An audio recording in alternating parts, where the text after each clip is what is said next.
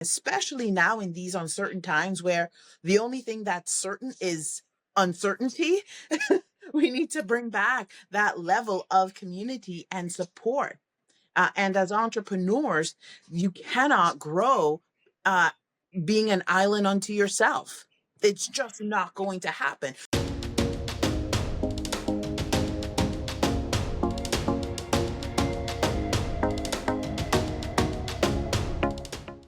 Welcome to the Leaders Mindset, where we bring you conversations with leaders who are making an impact in business and our communities.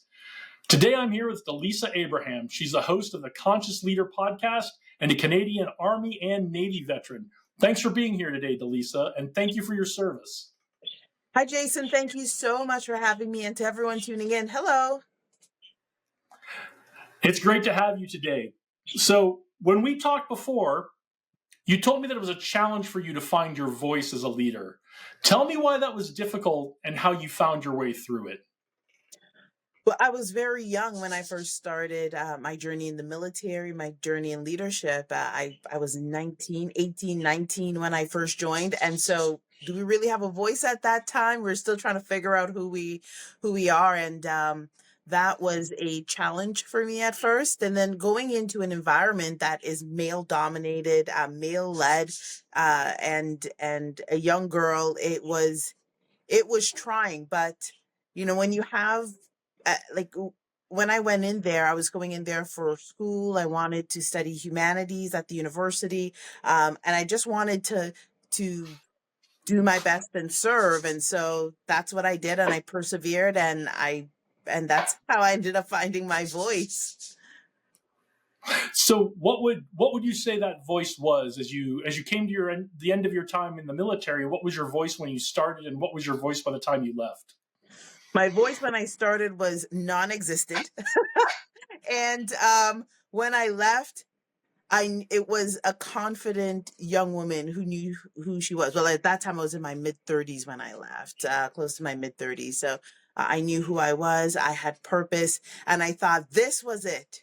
I'm mature. I'm grown. I've made it. I've made it as a leader, and I can go anywhere and do anything. And I retired, and I come civilian, and that was a whole other situation, Jason. As we know, and we talk about a lot on this podcast, there's never a day when you're really fully a leader, right?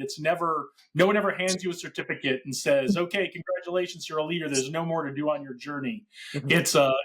It's constant self-development. It's constant learning, continuous learning. It's a continuous journey. There's no finish line to becoming a leader. And so you were in for a number of years, you retired. A lot of veterans find the adjustment to life in the civilian world challenging, especially as they enter that civilian workforce.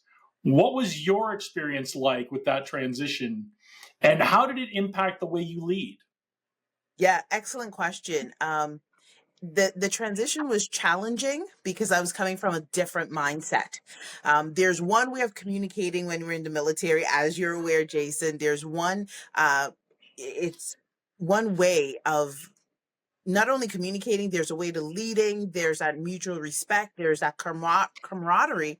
And now I come out in civilian life and it's so different. People are communicating differently. They can say, no, my back hurts. I'm feeling tired today. I don't want to do something. And I was like, what do you mean? This does not make any sense to me. Just do it. So that was a very trying time because I had to readjust my perspective. I had to relearn how to lead. I had to relearn what leadership meant to me. Can I even be a leader? Was this, it was like all of these doubts and questions because now you're faced with this new way of communicating. This is what I found. And that just got me into not only reading more and training more, like retraining, and understanding the psychology of people, the psychology of the mind, so much deeper than what I've already kind of understood because I learned it from a different perspective, another way, and the journey was different at that time. Yeah, one of the things I found as I was leaving my time in the military and starting to get more into leadership development and bringing those lessons out to the world in my own company is that there is a lot of psychology behind what we do in the military, Mhm. but it's more these are things that we have known for hundreds of years work in the military. And now we're finally catching up on the psychology of, oh, this is why this works. So these are the things that are worth keeping. And then these are the things that the psychology is really not great behind this. So maybe we should do something different. So, things are, we love our standardization in the military, right? We have our standard ways of communicating. We especially in operations, we put things in the same order every time, right? So that the person on the other end knows what's coming. There's no surprises, and that's a big adjustment coming into the civilian world where we might still be doing that, but people aren't expecting it, and then they're coming at us from all directions with things in what look like a random order to us. Yes, 100%. And it is an adjustment, but when you have an open mind and you're willing to relearn and readjust, I actually find that, and you touched on this when you were speaking, and I thought it was so great that although we're used to a certain way, a certain type of leadership, we know which parts, which elements to utilize, and not only which elements to utilize, but when to do it. And also the why. I found that it was just easier for me as I was retraining and relearning how to lead and understanding people as well, that I knew when to implement at different times. That was most effective versus going in the old way, the way I learned into this one sequence or in this one flow. I hope I made sense when I said that. Yeah, absolutely. So what we're talking about some of the differences, and we'll get back to that in a minute. Mhm. But what were some of the things that you learned about leading in the military that you brought with you into the civilian world? What did you find was really effective from the military that helped in the civilian world? Camaraderie or that community. I'll use the word more so community.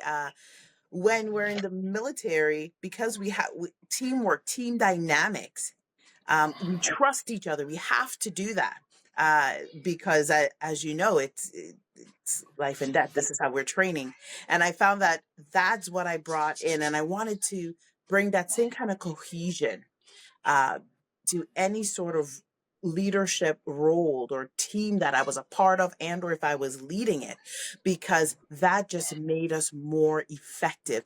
It made us work more in unison. And people started to trust more because they felt part of the community or camaraderie. And now, company culture is such a huge thing, but I would say more so that camaraderie, because you have to work in the team, you have to trust each other, you have to get to know each other, and that's something that I still stick with even today in my two businesses. So yeah. Yeah, I think camaraderie is the best way to put that.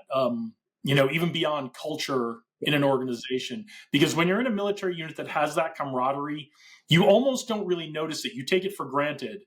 But if you've ever been part of a unit or worked with a unit that doesn't have that, you notice it's missing very, very quickly, and it really does affect how people get things done. 100%, 100%. So we talked about the communication side. Besides the communication pieces, what are some leadership techniques you found that you had to leave behind in the civilian world? This is my way. This is my way. Just do it, get it done. Because sometimes, not sometimes, in the beginning, we can have the tactics, we can have the strategy, we can have the plan, we can see a vision of an outcome, and we can see people moving. Well, for me personally, I was seeing people moving in a certain way, and I was seeing this outcome, and I could see, okay, this is our timing, this is how we can get it done, this is how we can work. I saw their strengths and their weaknesses, and yes, it is it is effective, but then I had to also remember that, hey, when you're in the military, you also listened to other people too, because you had to listen to other people. So why are you not listening to others now?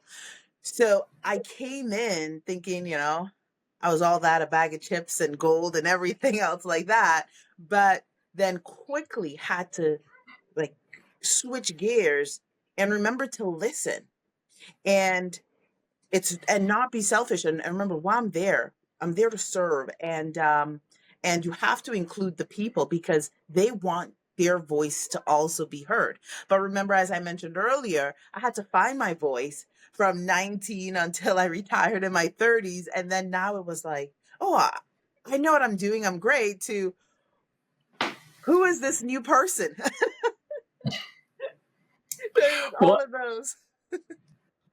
I think approaching it, as you said, from that position of I'm here to serve, right? I don't wear the uniform anymore, but I'm in a new organization and I'm here to serve. I don't think we can ever go wrong Yeah. by looking at what we do, whether it's our vocation, whether it's a hobby, whether it's working with other people or family. I don't think we can ever go wrong by looking at it from the attitude of I'm here to serve. How can I do that best? Yes, 100%. And that was a massive game changer for myself, for my dynamics, and something that I still use today and I apply it today. How can I serve? What is my value that I am bringing? And also recognizing the value in others. And that has helped not only the team dynamics, but really building that camaraderie that I was speaking about from the military. It's different, obviously, from the military, but it still works. One of the things I found as I look back on my military career, I didn't notice it at the time when I was wearing the uniform, but I look back on it now, is that our best leaders, the ones that really did build that camaraderie and grow that camaraderie in units, and not just maintain it, but grow it, Mhm. they were not the leaders who just said, well, I'm in charge, look at my shoulders, look at your shoulders, who do you think is going to win this one? Mhm. They were actively seeking to inspire Yeah. and help everyone in the unit, in the squadron or whatever the unit Mhm. was, find meaning in what they're doing. That was what our best leaders did. They didn't fall back on I'm the one in charge. Mhm. They always sought to inspire and build that camaraderie and culture in the unit. Yes, 100%, 100%. And as I said, it was going back and utilizing the things that I've learned and what has worked, and then start applying it and growing on that strength. And even today, that's what I do. I'm listening more. I'm, uh, you know, seeking to aspire and guide, and also recognize that I'm always learning as well. There's no finish line when it comes to leadership. There's no finish line when it comes to the service. It's a continuous thing. Yeah, you can never go wrong by seeking to serve Mhm. the people around you in your community, whether that's at work or some other aspect of the community. So, what led to you becoming an entrepreneur? My daughter, she's not now my now 8-year-old daughter really challenged me to become an entrepreneur. Um, I worked, but as you know, I was in the military. I went to corporate, and so I did do coaching, mentorship on the side, but I wasn't fully looking at it from a business perspective. I was even doing some speaking, but I was like, no, I love what I'm going to do. I'm just going to be on the sidelines. And although I'm doing all those trainings and everything, now I have this daughter, this young child. And I was thinking to myself, what is the mother who's the mother she needs me to be? I started asking these questions, and of course, did lots of research and started applying certain ways, like how do I guide? How do I lead? What is my um, dynamic, my part in the household as a whole, right? And looking, how do I share this incredible and awesome responsibility with this being that needs as much help and support as possible. And I remember she was 3 years old after, like, my mom had cancer, and then at 3 years old, Faith, my daughter, she mentioned to me she was a superhero doctor, because after my mother went through cancer, she and our dog Sparkle were there to help and support her and guide her. And once my mom recovered, she saw herself as the superhero doctor, and she was like, "Mom, I'm a superhero doctor." And this is the middle of the night. I want to sleep. Like, go to bed. But she was just so persistent. She was so determined. And then I was like listening. I got up and I was listening. And then she's like, can it be a real book? Can we do some homework? She was calling it homework. She was 3 at the time. Can we do some homework? And I'm like, okay. And I remember sitting down, went to my mom's place, and we were at her coffee table, and or not coffee table, sorry, dining room table. And we're there, and she's telling me what a superhero doctor does. And I'm writing it down, I'm scribing as she's explaining this to me, and I'm listening, and the dog in the background is barking. And then after, she's like, "Can it be a real book?" And I was like, "Yes, why not?" Not fully thinking it could be a real book. And that was the start of the entrepreneurial journey and the businesses that I'm doing and being out there. Yeah, so you were inspired by your daughter, and not only was there this book, that wasn't the end of it. You No. and your daughter have a business together. Yes. So tell us about that business, and tell us how you went from this dream of having a book to where you are today. Oh gosh. Everyone grab your teas right now. How it started, well, at Faith and Sparkles World, Faith and I were a mother-daughter duo, and we strive to enrich, inspire, and empower the next generations of leaders. That's what we aim to do. And so we host events. We have coaches that come in to teach leadership. We healthily challenge the kids. Parents are actually there as well. And what the parents do is they have an opportunity to network. They get an opportunity to actually see and learn from their kids. How are they facing certain challenges? How are they um facing it for themselves independently? And if they need support, they're there. But it's this really unique and great way to guide them, because now they're saying, how does my child communicate? How does my child lead? Where is my child? What is that relationship dynamic, and how I can support them? Because we bring in support for these activities, as well as of course, my daughter and I, we do speaking. We host speaking engagements on service, how to serve, and we have the books, and those are the main three ways of the business. And I will say that it has been a success. Parents are enjoying it. They like that there's that unity. They like the team dynamic, and they actually like the fact that not only are they learning leadership and they're understanding how to communicate, but these young children are tapping into their own purpose so that they could eventually either become entrepreneurs and to be able to serve and to do the things that they need to do, whatever their gifting or skills is. So Yeah, I think it's amazing and inspiring, hearing about these parents watching their kids and learning about themselves and learning about leadership, even though they're just kind of watching the kids go through the program. And I don't think we can ever start too early with leadership. I don't think we start early enough with kids outside of sports.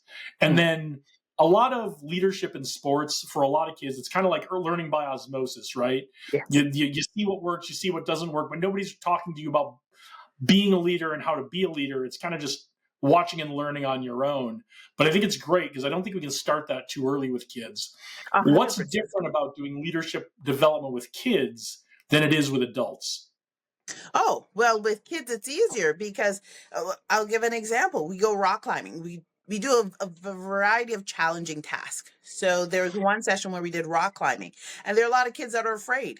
But we're indoor rock climbing, so we're not we're not scaling any mountains. Okay, so it's in a safe space, and instead of the parents rushing to be like, well, it's okay, let's try, it's the other kids that are there that are saying, you can do it. Let's put one foot in front of the other. And what I really like about the places that we utilize, the instructors are there and they kind of allow them to do what they have to do and encourage each other, support each other. So we start seeing in certain places who's ready to lead, who's leaving those, who's coming back, and then the who's like reaching down to help pull them up, as well as once they conquer the little wall, they were there trying like, I'm ready to do the big wall. I'm ready to go to the top. And you're like, you were afraid just like 10 minutes ago just to climb up. It was, yeah, and now they want to scale the big wall and go up, and then parents and kids sometimes they challenge each other. I'm going to make it first. I'm going to see how it is. And that is the dynamic, and that's a main difference. Yes, as adults, we will help each other and guide each other. But if we see someone that is needing help, let's say we're doing a group activity, it's normally a friend that will say, oh, it's okay, let me sit with you, let me support you in that way.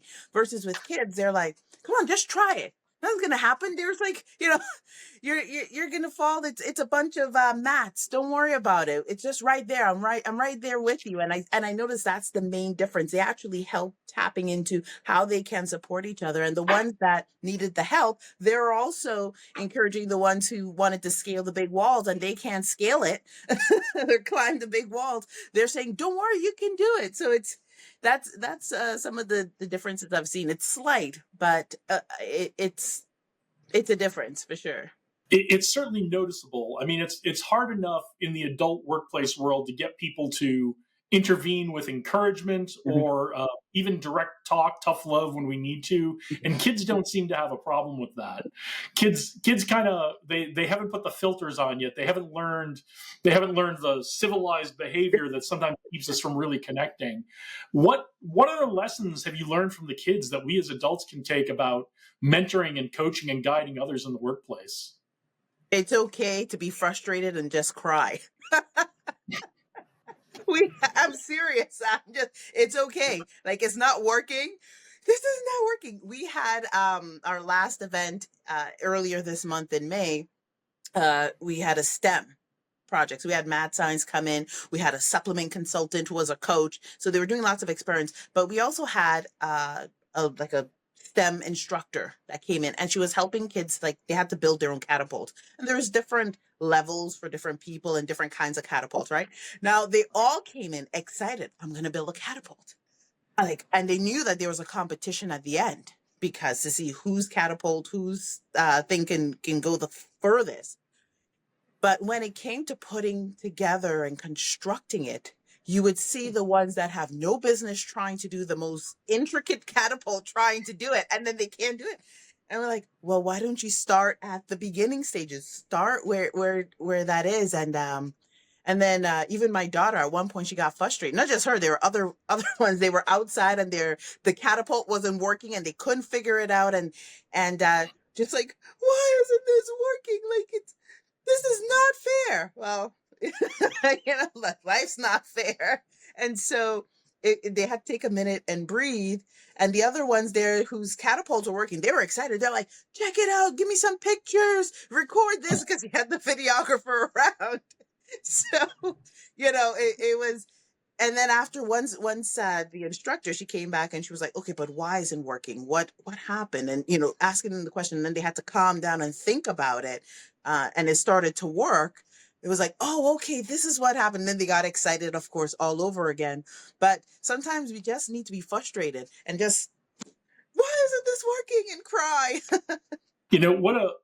An amazing lesson from kids as they learn this lesson and do it the hard way about preconceived notions and breaking assumptions. And sometimes when something's not working, we have to take it all apart and go back to the beginning and go back to first principles, right? Yes. Yeah, 100%. And it could be frustrating. It does, and this happens to everybody, and sometimes we forget this as adults, that we don't always have it. We don't have it all figured out. One, and two, sometimes you just have to go back to basics. You got to go back to basics. Well, I want to go back to basics with you now. I want to take a break from the serious questions. I want to play a game with you. Are you up for a game? Oh, all right. I'll do my best. All right. The name of this game is Rapid Response. I'm going to ask you a series of questions. I want you to respond with the first thing that comes to your mind. Now, it doesn't need to be a one-word answer. Take as much time as you need.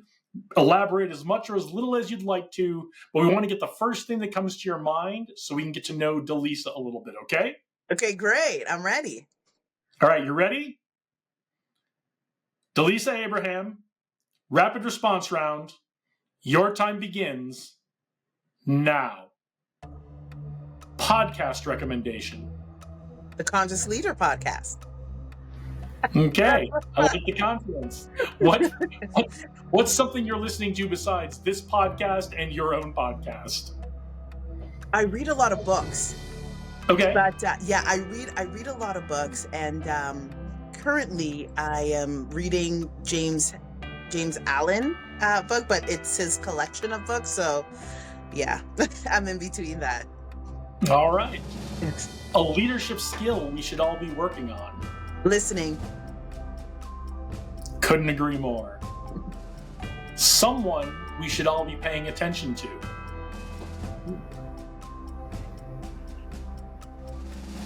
The next generation.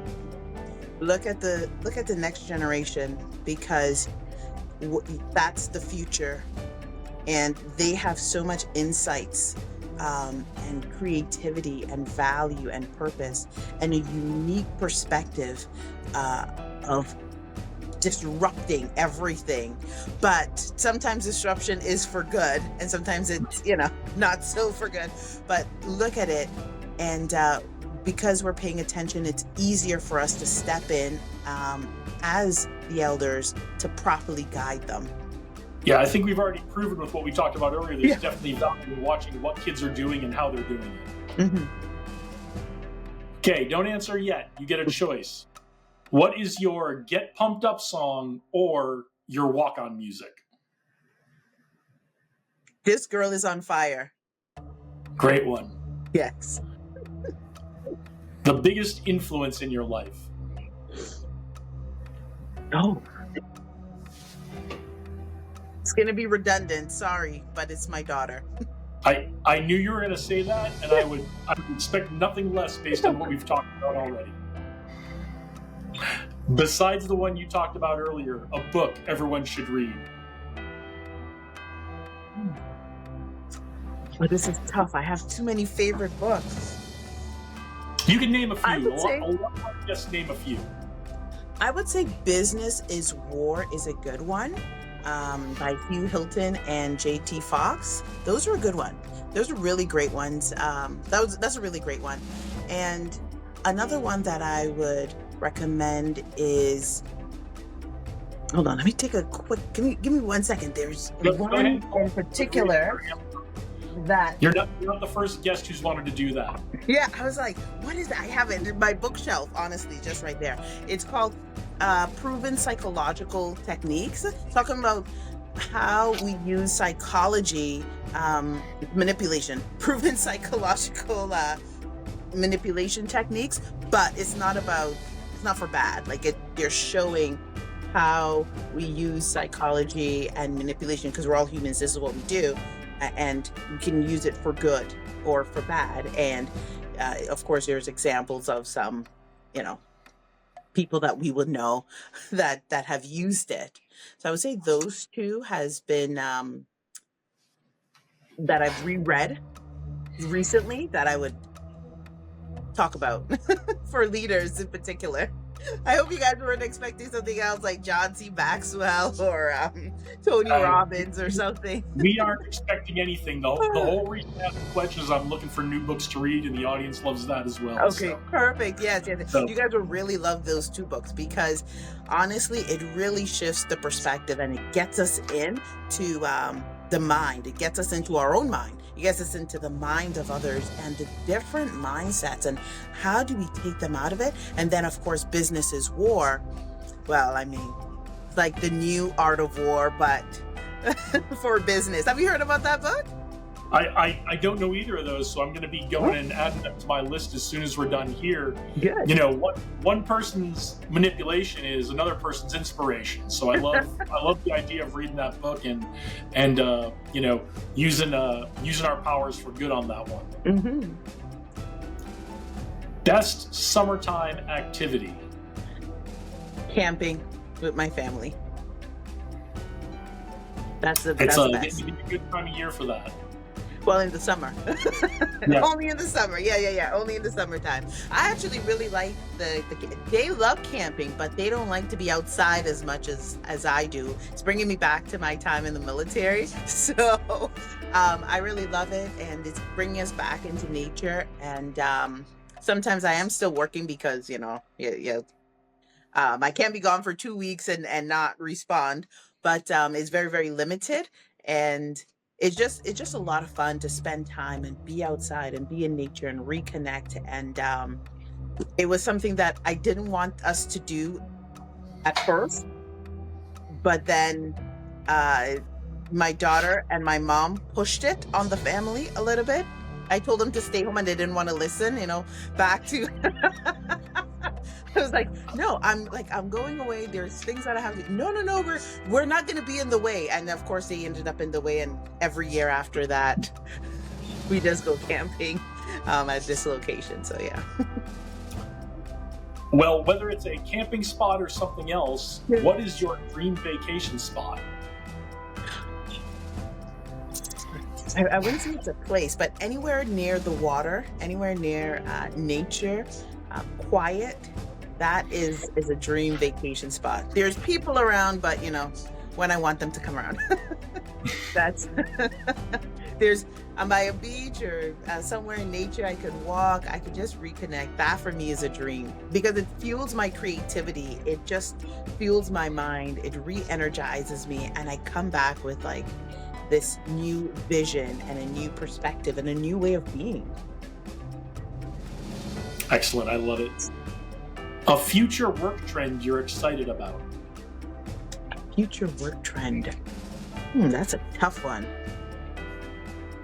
Integrating AI. No. And when I say that, I mean it in a way because in a way, like, how can we integrate technology and AI because it's coming, but also keep the humanity within ourselves to lead? That is exciting. I actually went to a breakfast this morning with some men and women. They were on a panel. They were speaking on this, and they were speaking about their role as leaders. And some of them belong to some big organizations. And so this is a question that I asked them in a slightly different way. And I was saying, well, how are we going to integrate AI? How do we leave the old way of being the gung-ho of we're going to get this, the masculine ways, to now we went to a whole, it's empathetic and we're soft and we're this, to now there's AI. So how are we going to blend AI and the person, but at the same time still stand as the leaders and not have technology or AI take over in that sense? And so that question stunted so many, the whole panelists. It took them a while to actually answer it because they're leading some big organizations. And so they themselves are figuring it out along the way. And so that's something I'm actually seeing is needed. And one of the really good things that I see with it, it's people like you and I, Jason, veterans who were in the military, who have that leadership. And at the same time, when we come out and we have to learn a different way of leading, then a more, another aspect of ourselves, another dimension in leadership, we have that we could carry on and guide them. And I think you see that, especially in the work that you do and how you're integrating leadership with the organizations that you're with. But I'm excited for that. It's not as scary because once we have the guidelines and the rules in place, it makes it easier. But yeah, I think it's a fantastic question, and I look forward to us all figuring out the answer. But I think if we're not using AI to enhance our humanity, yes, if we're taking away from our humanity with it, we're not gonna be pleased with the results we get. So I think we're very early in this. And we can afford to keep that focus instead of trying to bring it back in later. 100%. All right, last one. Favorite sports team or player? I don't have a favorite sports team or a favorite player. I really don't. I don't have one in any sport. I don't. Well, that's okay. I'm sorry to disappoint you guys. That's totally okay. We're looking for honest answers here. So thank you for playing our game. It's always great to get to know our guests a little bit in a way that the professional questions don't always get us there. So earlier, you talked about community, seeing your team as a community, and we talked before about bringing the old ways of building community back. Why is that important, and how can we all start doing that? Oh, this is so excellent. Oh, I love this. Now you're in my jam here. I love Yeah, it. that's I love why it. that's why this is the second half of the podcast. um, the old ways is really just being human to each other, asking each other for help, supporting each other. That's the old way of being. If there's no reprimand, judgment when we're building community, and that's why it's important. And essentially, it takes a village. It takes a village to raise one person. So if we're all together and everyone has their unique skills, talents, and abilities, and they all are operating from that space, from that element, but they're doing it together, it makes us stronger as a whole. Similar to in the military, everyone is in different areas, different levels, operating in their strength, but together it works once it's led accordingly. So that's one of the key parts of it. And how can we bring it back? Well, you know what? We need to get off our phones and actually speak to people. Not speaking to people to get something from them, not speaking to others or going online to become famous, quote unquote, or to get whatever it is we're going to get, but having a network, a community of people where we're providing value and we're also receiving that mutual value. So if my skills and expertise is in community building and communication, but yours is in, I don't know, marketing or cooking or whatever it is, there can be some way that we can support each other, encourage each other. Maybe you don't need my services. It's okay. But there's somebody somewhere in my network that may need your services. And so that is how we have to start looking at it, especially now in these uncertain times where the only thing that's certain is uncertainty. We need to bring back that level of community and support. And as entrepreneurs, you cannot grow uh, being an island unto yourself. It's just not going to happen. So you need others to help you with that. And so um, that level of community or network, if they want to use that word, is extremely essential because it's going to guide you not only in growing your business, growing yourself as a person, but finding that support system to help you through the challenging times. And when you're going through the good times and someone needs help, that's where you can help prop them up and help them out.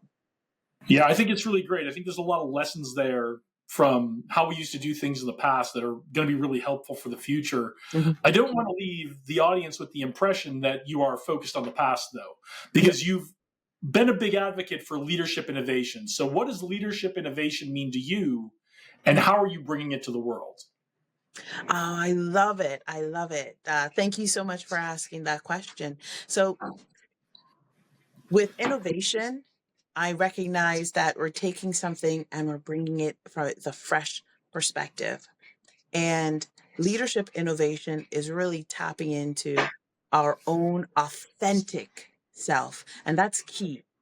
And it may not seem that it's innovative, but it is because there are skills and talents and experiences that you may have or I may have, and we've evolved with it and we've grown. Um, and so when I come and I'm showing up, I'm coming from a space and I'm bringing it. Yes, there's experience, but I've learned, I've healed from it. So that's where that innovation comes. When you are, or anyone else that's coming from, and they're coming from an evolved space, they're coming with a new way, a new skill, an evolved skill that supports their leadership style. And so that helps us grow now in the present. We're bringing our gifts, talents, abilities, we're bringing our skills, we're bringing all of these things, but it from an evolved way, right? Away from that space that he's growing. And I hope this makes sense. Don't miss this, guys, because it's so important. And now when we start applying it and we apply it through our work, we apply it through our service, that is how we're being innovative, because now we're being creative and we're being of value and we're adding value. So, you talked earlier about uncertainty We're living in an uncertain time, and we're definitely living in an uncertain time and a lot of really rapid change right now. What's your advice for young emerging leaders for navigating that change successfully? I would say the biggest thing is looking to those that have walked the path. 100% listening. Listen, pay attention. Don't think that you know everything, because you don't. Like, you don't. So listen, but at the same time, when you're picking your mentors, pick those that, those that have been the mature ones that have gone the path. And it's not always the mature ones, but look to them because they have so much value and so much richness that that they can add to your life and that you need. And you don't want to squander the years. You don't want to waste the years. I will share something very briefly, if I may, about that. So a few weeks ago, I was going to, like, I go attend a lot of events and some high profile spaces. And I remember for one particular event, I was kind of questioning and doubting myself. I don't know why. I've done this all the, but I started questioning and doubting myself, not my skills, talents, and abilities, but like, how do I present my unique proposition? How do I present my value? Because from a business perspective, how can we expand and grow? And there was a young woman in my network. Well, she's older than I am, but she's been there and she went down that path. And I just connected with her and said, "Hey, can I have a coffee with you?" And she spent about 60 minutes, more than 60 minutes, over a whole hour of her time. And I got an opportunity to listen because I was asking her questions and sharing some of my fears and doubts, and that got squashed real quick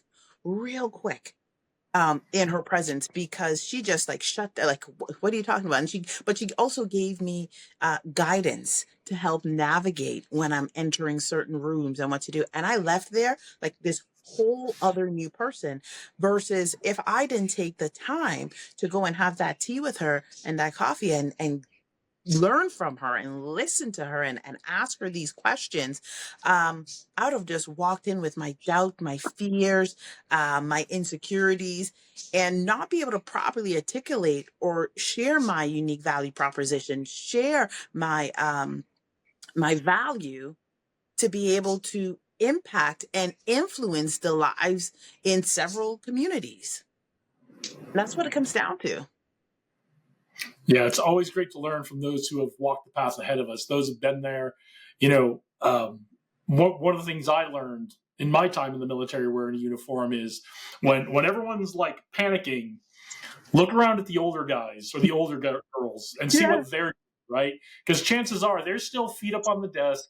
They're going to wait about 5 minutes and let everybody spin up through all the things they're going to spin up through, and then everyone's going to wear themselves out, and then they're going to be ready to listen. Mhm. And then that's when those folks who have that experience are going to say, okay, let's think this through. Now that you're done panicking, let's think this through. 100%. And then, problem solved. Like it just like, why would this is so easy? The KISS method, right? And you're like, why didn't I just think of that? But yes. I remember the first time I was either lieutenant or a very new captain, and a more senior officer said to me, "Look, you're making this too hard. Just take a step back and look at it." And there was some of the best advice I ever got. And that became like my new favorite thing to say to people was, "You're making this too hard." But it's true, right? It's so true.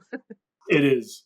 So if it weren't enough, all the things you're doing, the business you have with your daughter, the business you have working with adults, Yes. you also have a podcast. So tell Yes. us all about your podcast. Oh, the Conscious Leader podcast. I love this so much because I am connecting with other leaders, other entrepreneurs in industry. Who are consciously leading. And what that means is they are aware of the impact and the influence that they have. And they're taking steps, conscious, actionable steps to ensure that, they're bringing the value. And that's how we build the community. And so they're my guests when they come on, it's it's so wonderful for me. I get to learn so much, whatever their level of expertise is, mental health, supplements, anything, whatever it is, psychology, mental, like whatever.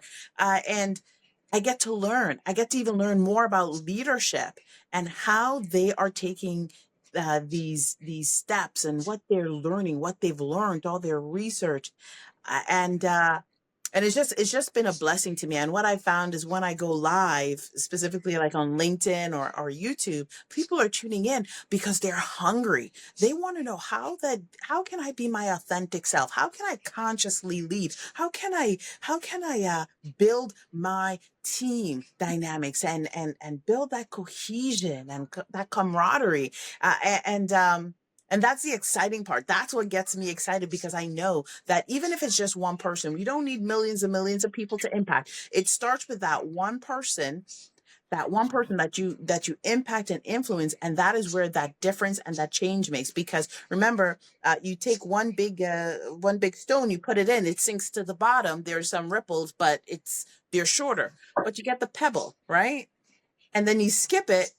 But even when it sinks, before it sinks, there's so many more ripples that happen out.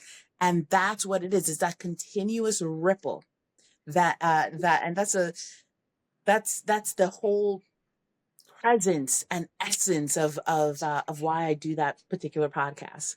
Well, that's a great image. I love that with the ripples on the pond. And we'll get that linked up in the show notes here so everyone can go check that out and get more of those great images like the Mhm. ripples on the pond you were talking about. So, what else is coming up for you in 2025? Oh my world. Lots of I'm out there meeting people. I'm actually shifting my style a bit more, and getting into a lot more governance and business leadership in the city. And I think that it's important. It's important when we recognize and understand that yes, we're making change and those ripple effects, but sometimes we got to get in. We got to get in and also help shift policies, that is not only there to support us, but that's going to help entrepreneurs, help businesses, small and medium sized businesses to succeed. And the only way to do it is to get in there. So that's one of the biggest things that I've been working on and doing for this year, as well as getting out there and getting on stages and speaking more and being more visible to share about community and community building and communication because it is necessary, especially now. Well, that sounds like a great rest of the year for you, and we'll be keeping our eye out for where we can see you speak. So we will definitely be doing that, and we'll link up how people can get in touch with you as well. So for everyone watching or listening right now, what's the one step we should all take today to find our own leadership voice? Get in the quiet and know who you are. You have to know yourself. Before you can find any voice, you got to know who you are. And that means you got to be in the silent and you got to listen to within. And whatever's coming up, whatever comes up, that's that's the main leading piece that's leading you. That's what's guiding you. And if you want and if what's coming up, you recognize I don't like this part, then shift it. Right? You have that opportunity to shift it. But you got to know who you are and you got to be strong in that. And you have to have that foundation because it makes it so much easier when you take a stand, because we all eventually got to take a stand, um, to be able to stand firmly and strongly. And if you don't know who you are, then you will be swaying and blown by the wind. Well, that's great advice. I think everybody, after they're done listening to this, should take 5 minutes and just sit in the silence and see what comes up for you. But wait till the podcast is done, not right now. Delisa, this has been great. Thank you so much for joining us today. Where can everyone find you so they can thank you for joining us? Oh, absolutely. If you're on Instagram, Faith and Sparkles World, as well as Delisa Abraham, just type in my name. You'll see me pop up. You'll see Faith and Sparkles World pop up and just follow along. It will be a joy to have you in the community. It'll be a joy to learn from you, and from all of you that decide to follow along with the journey and be part of our community, and as well to be able to share value with all of yous. Yeah, there's a lot of amazing stuff on the Faith and Sparkles World website, on the Instagram. It's really amazing. You can't miss it, but we will link it up for everybody so they can find it easily as well. I want to thank you for joining us today, Delisa. I want to thank all of you for watching and listening. If you found this conversation helpful, go ahead and share it with someone who can use it. Leave a comment. Don't forget to subscribe. And if you're on a platform where you can leave a review, we would love it if you'd leave us a 5-star review. That'll help us build our audience and get more of these great conversations with folks like Delisa out to an even bigger audience and folks who really, really could use being part of this. So we've got lots more amazing interviews coming up your way. So go out there, do great things today, onward and upward.